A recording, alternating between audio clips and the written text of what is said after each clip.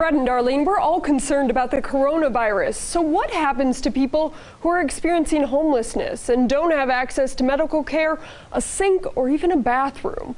Or the person who isn't homeless but living paycheck to paycheck and can't stay home from work? Well, the coronavirus is in Ohio, and some people are saying it's time to plan for these people. And then our hand sanitizer right here. Over at the open shelter, they're doing their best to stop the spread of germs, wiping down handrails, doorknobs, and almost everything twice a day. So we always have hand sanitizer available.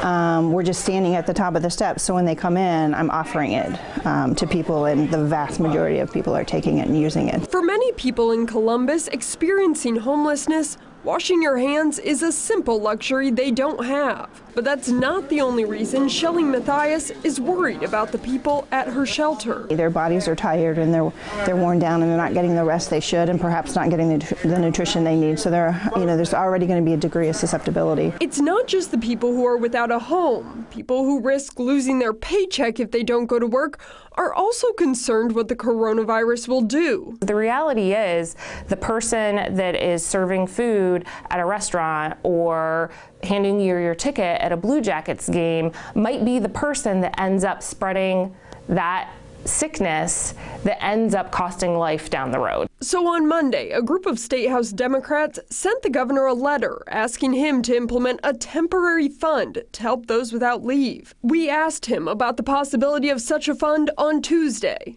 Yeah, look, I don't have any recommendations on that.